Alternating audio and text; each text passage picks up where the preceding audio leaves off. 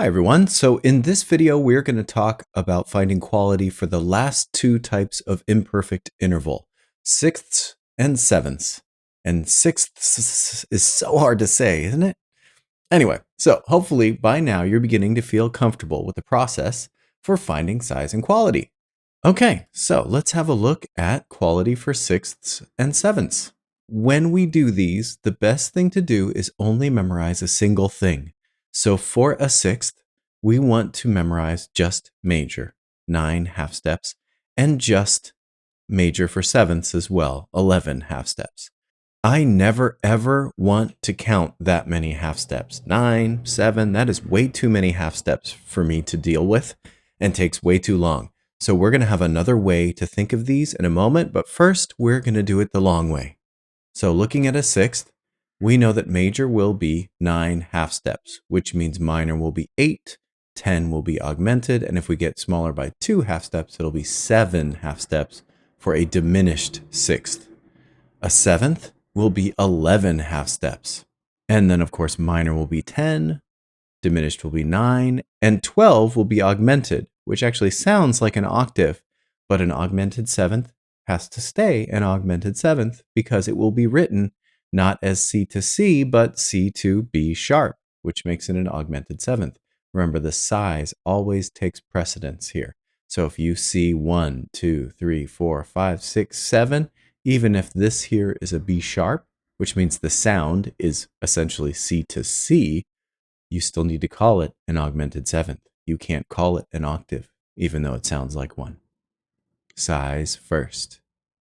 All right, so solving sixths and sevenths in this way is no different than solving seconds and thirds. It just takes a lot more counting. So let's do some the long way, and then we're going to learn about inversions, which is a really nice way, once you get used to it, and really fast way of solving these larger intervals. Let's do this one. So first of all, size. So what size do we have? We have a sixth. So 1, 2, 3, 4, 5, 6. Now I'm going to place those notes on the piano. Cool. And we're going to count 1, 2, 3, 4, 5, 6, 7, 8, 9. So just a reminder, let's check 9. 9 is major for a sixth. So 9 and 11. We can remember that one. 9 and 11. So that means this is a major sixth. Done. Number 2. All right, we've got a seventh. 1, 2, 3, 4, 5, 6, 7. Remember, we're only doing sixths and sevenths right now. So a sixth will always be a line to a space or a space to a line. And a seventh, an odd numbered interval, will always be space, space, or line, line. So we can really quickly recognize, since these are both on a space, it must be the odd number, so a seventh. So you don't even really need to count right now. You just need to be able to distinguish whether it's line, line, space, space, or it flips like on a sixth, right? Line, space, or the other way around. So back to our seventh. Okay, A and G sharp. Let's have a look. Clear, A, G sharp. So this is a lot of counting. I really don't want to do this, but here we go. 1, 2, 3, 4, 5, 6, 7, 8, 9, 10, 11. So 9 and 11 were major for sixths and sevenths, right? So this must be a major seventh. Let's do the next one. Okay, this must be a seventh because it's space, space. And just like seconds and thirds, if they both have the same accidental, we can ignore them. So we can either think of this as A flat to G flat, or maybe make things easier on ourselves and just think A to G. Let's do both ways. So A flat to G flat. And here I go. 1, 2, 3, 4, 5, 6, 7, 8, 9, 10. 11 is major. So this is one smaller. So this must be a minor seventh. Now let's do it the other way, where we cancel out the accidentals and just look from A to G. And that we will see is also 10. 1, 2, 3, 4, 5, 6, 7, 8, 9, 10. Cool. So minor seventh. Couple more the long way. Okay. B to G. That's a sixth. B, G. And let's see what we've got. 1, 2, 3, 4, 5, 6, 7, 8. So 9 is major. One less would be minor. All right, another seventh. Let's have a look. F flat to E. 1, 2, 3, 4, 5, 6, 7, 8, 9, 10, 11, 12. 12. 11 is major. One larger should be augmented.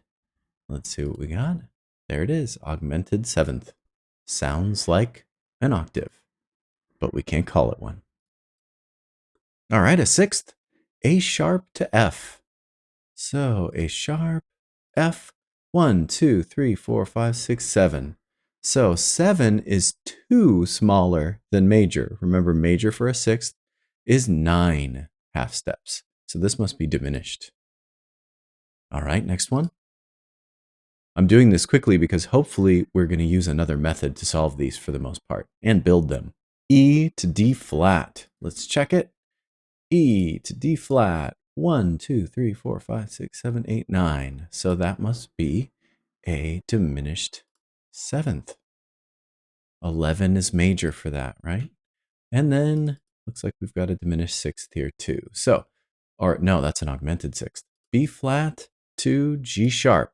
1, 2, 3, 4, 5, 6, 7, 8, 9, 10 is 1 larger than 9, right? So augmented sixth. All right, now let's look at this another way because this takes way too long. Okay, so inverting an interval is kind of a simple thing to do. You just have to flip the order of the notes. So for a fifth, if I have an F on the bottom and a C on the top, I can invert it, make it upside down, right? By putting the C on the bottom and the F on top. And I do that by just moving one of the notes an octave, right? So if I move the bottom note up an octave, it's the same note, it's still F. It just happened to end up on top of the C. There's no reason I couldn't do the same thing with the C. I could take the C and move it down an octave and put it underneath the F. The important thing is that the order of the letters flips. So far, this is not useful, but it's something that happens. So if I flip a second upside down, it turns into a seventh. And notice what happened with our fifth. Our fifth, when we flipped it, turned into a fourth when it's upside down. They will all do something like this. So here's a second, so E to F, let's say. So there's E to F. When I flip it, I put the E on top, you will get a seventh. So second flips to seventh. And this happens always. And it doesn't matter which way you go as long as the order of the letters is flipped. So E to F becomes F to E. A third turns into a sixth, always. So if I have a third from B to D, and I flip it over by taking one of those notes up or down an octave to flip the order, so the top one can go under or the bottom one can go over. I took the top one down this time, so D went down and B stayed. So now I have a third to a sixth. And you can hear that the color is kind of similar. Even the second to the seventh have a similar kind of color because it's really the same two pitches. The second is a little more dissonant, but still there's this kind of similarity to the color. So this always happens with size. Seconds will always turn into sevenths, and if you do it the other way around, sevenths will always turn into seconds. Thirds and sixths always flip, and fourths and fifths always flip. Now, funny thing about this and really useful part of this is what happens to the quality. So if I know the quality of a second, say it's major, then I also know the quality when I flip it over. So this second, for instance, from E to F is a half step. So that means that's a minor second. So guess what minor flips to every time when you invert it? Well, I inverted a minor interval. It will always become a major interval. I don't have to solve the seventh. All I have to do is know the second. If I know the second is minor, when I invert it into a seventh, it becomes major automatically. So I can solve the little interval and know the quality of the big interval without having to think so hard by counting through all those half steps on the piano. I don't have to do that. All I have to do is be able to flip, for instance, this seventh upside down, solve the little guy, which is very little counting, and then flip the answer, right? So if I have this seventh and I'm wondering what the quality is, I flip it over. I solve this, which becomes a minor second, And then by using the property of the inversion, then I just know the answer. Minor always turns major when we flip. So if I know the little guy, I know the big guy automatically. Minor would become major. Augmented would become diminished, and vice versa. If it's diminished as the little guy, it's augmented as the big guy. And perfect stays perfect. So, really nice thing, right? Take your big interval, flip it over, whether you need to do that on a scratch paper or in your head. If you can, I usually do it in my head now, but I'm sure I had to work at that. It makes things really easy. So let's do this a little bit. So here is a big interval. So I'm going to do it over here on my paper. So first thing I'm going to do is choose, do I need to invert this? Well, yeah, it's big. I don't want to count all these half steps. So I'm going to flip it over. So remember, when we flip, it doesn't matter which way we go as long as the letters end up opposite. So we're going to start with E and C sharp, and we're going to flip them over. So to stay on the staff, so I don't have any ledger lines, I'm going to take the E up. But we could just as easily take the C down below. It just means you have to deal with the ledger line below. So now if we solve this, we automatically know what the quality of the sixth is. So I know that it's a third. That's obvious, right? I can see it, and I know that sixth always turns to a third when it's inverted. By the way, all the interval sizes, the interval plus its inversion will always add up to 9. So if you can't remember what something flips to, just subtract it from 9. So if you have a fifth and you can't remember that it flips to a fourth, just take 9 minus 5 and you'll get 4.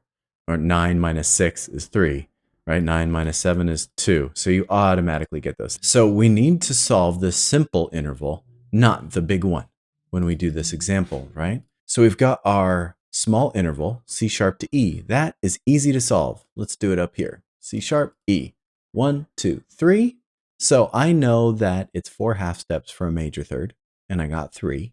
So that means it's minor third, which automatically means, with no counting whatsoever, that this sixth is major.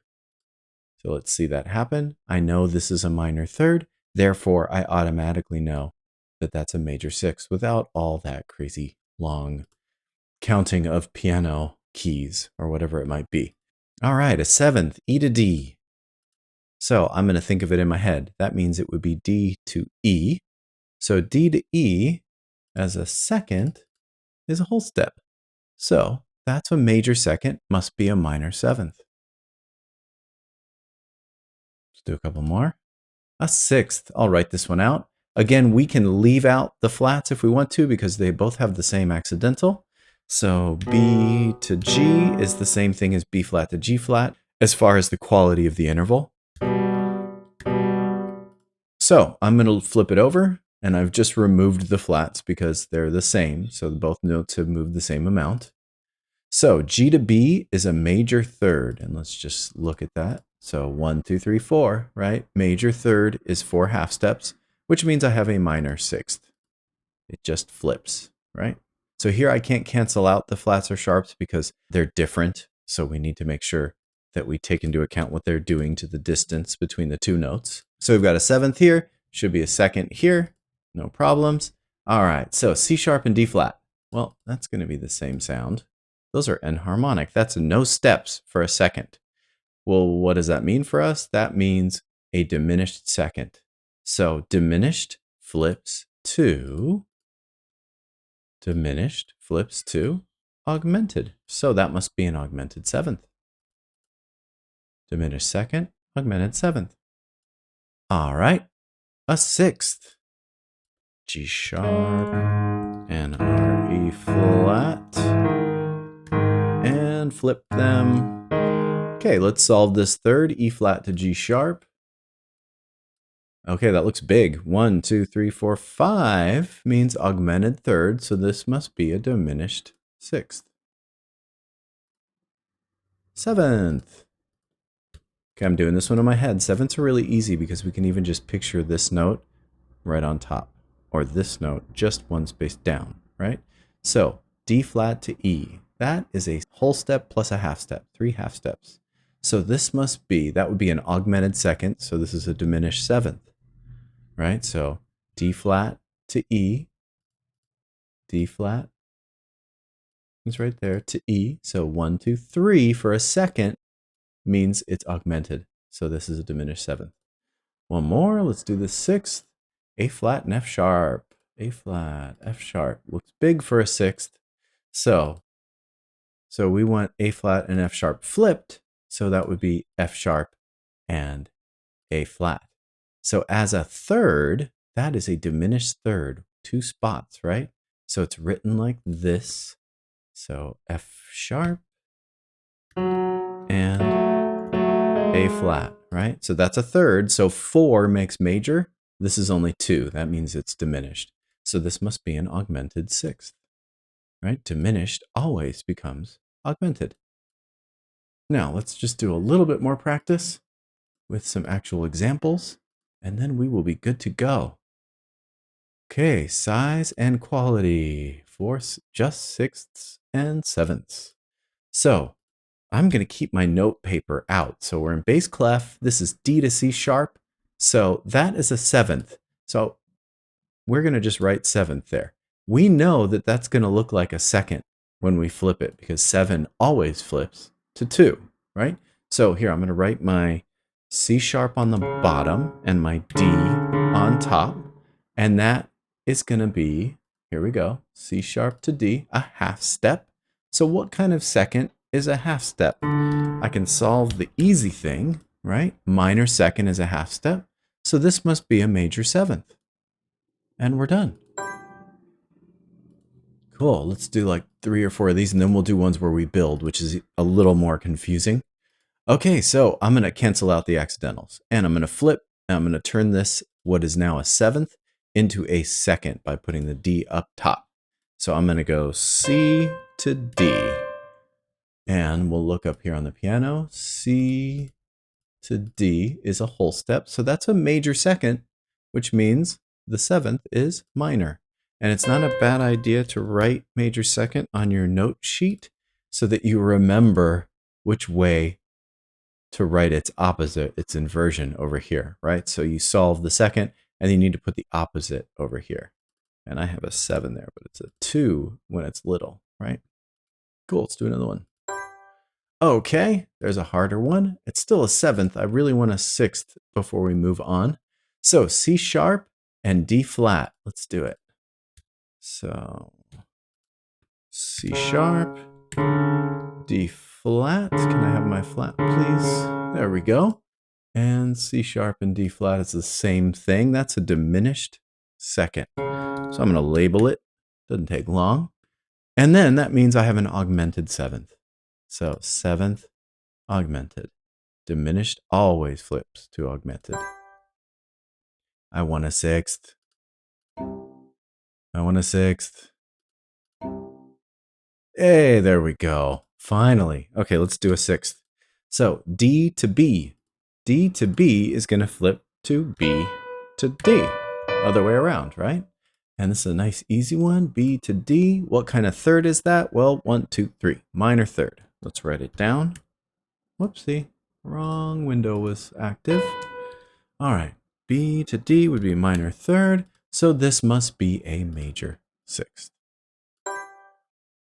Hooray, another sixth. Perfect. Let's do one more. So F sharp and D sharp. So we've got F sharp and D sharp. That means I'm going to have D sharp and F sharp.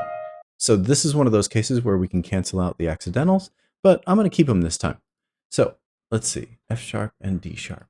So F sharp and D sharp was below it, right? D sharp to F sharp. There's my third. So 1, 2, 3, minor third, which means a major sixth. One more since we got another sixth. That'll even things out nicely. Okay, D and B flat, which means I need B flat and D.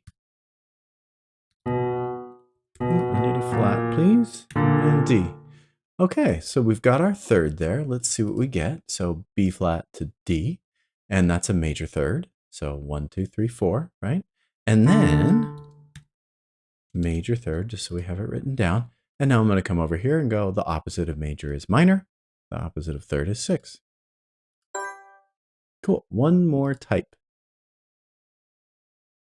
Let's do create. So this is a little trickier.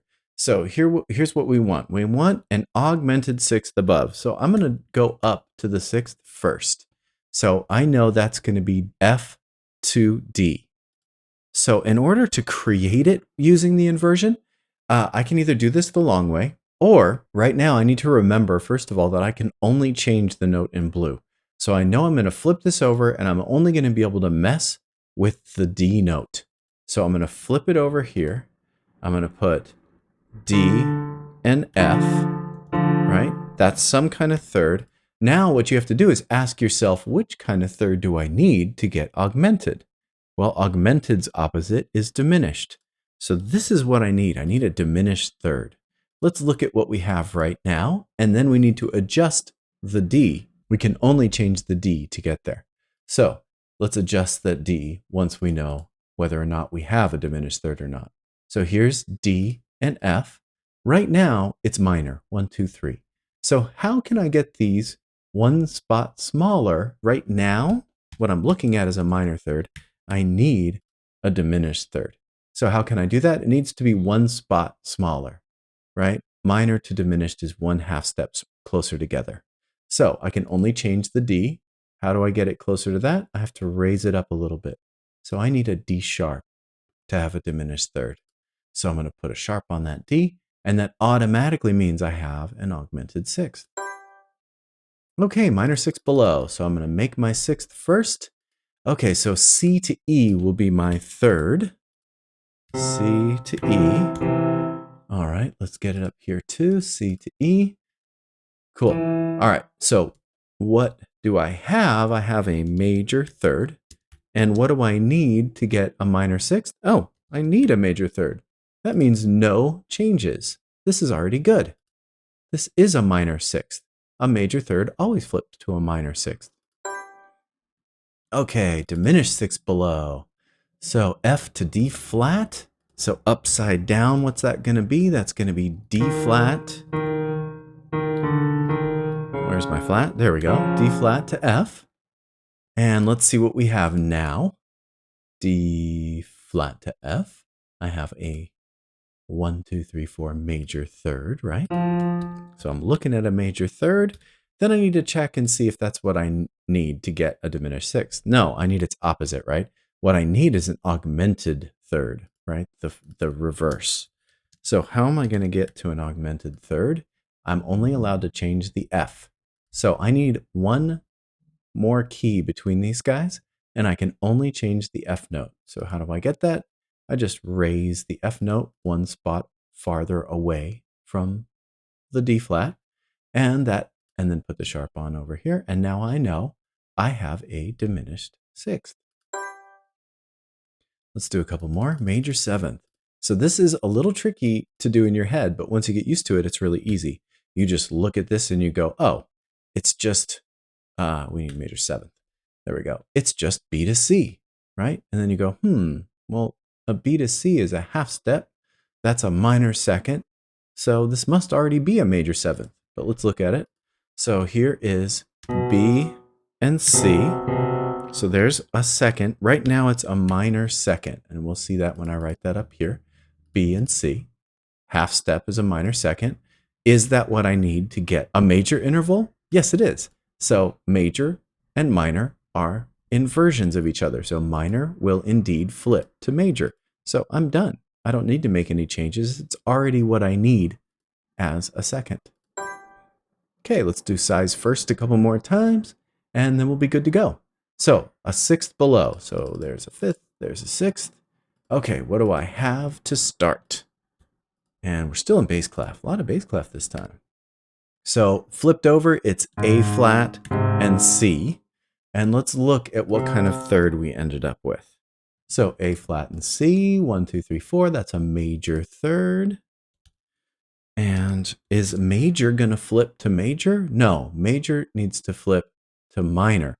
So what I need is a minor third over here. And which note am I allowed to move? The C. So I need to get this a little smaller. how do I get this C closer by one key to this A flat? I just move it down one by flatting it. So I need a C flat here. That will give me minor third, and then I'm done. All right, major sixth below. I'd like to get one more seventh in here before we quit. So I'm going to flip them over, F sharp and A, and that is a minor third. Is that what I need to get a major sixth? Yes, it is. Minor third flips to major sixth. So we're done. Diminished seventh, that's good. So diminished seventh, we go up above, we build the size first, always, right? So this is E to D, E sharp to D. Kind of a tricky one. So here's E sharp and D as that seventh, but we need it flipped. So let's do it. So that means flipped over, it's D to E sharp. All right, and let's see what we have there for our second. So what, I keep having the wrong window. Okay, it's a second right now. We're not sure what kind yet. D to E sharp. So what kind of second is that? 1, 2, 3. That's an augmented second. Augmented second. Will that flip to diminished? Does augmented flip to diminished? Oh, yes it does. So I guess it's done. As soon as I built the size, it was already a diminished seventh. Nice, one more. Okay, so this is A and B. Flipped over, it's going to be A to B. That's a second of some sort. And let's see what kind of second we have, A to B. That's a whole step. So this is a major second right now. How do I get a diminished seventh? I need an augmented second. Uh-oh. So this isn't there yet. So what do? We're allowed to change the B. So here's the B, and I need augmented. It needs to be a larger second by a little bit in order to result in a diminished seventh. So here we go. One larger would be a B sharp. All right, there's my B sharp. And now I will have a augmented second, which will flip the way I want it to a diminished seventh. So that should be done. Cool. It's a little bit of like logic flipping, and you kind of have to get used to it because otherwise you go the wrong way sometimes. So it's good to write these out and do the process, but eventually you can just do it in your head. It's not that bad. You'll just kind of make your sixth above, think of it as C to E sharp. You'll go, okay, that's an augmented third. And then does augmented flip to diminish? Yes, it does. So I'm done. Right. So you'll get fast at it, but it takes a lot of practice. But it ends up making things really quick because you never ever have to count those big intervals of sixths and sevenths. Okay, that's it for this one. Good luck. This is one of the hardest things we do in a, fundamentals, music theory 1 kind of course. This is one of the hardest things. So if it's tough, that's okay. Just keep practicing. You'll get fast at it, I promise. All right, see you in the next one.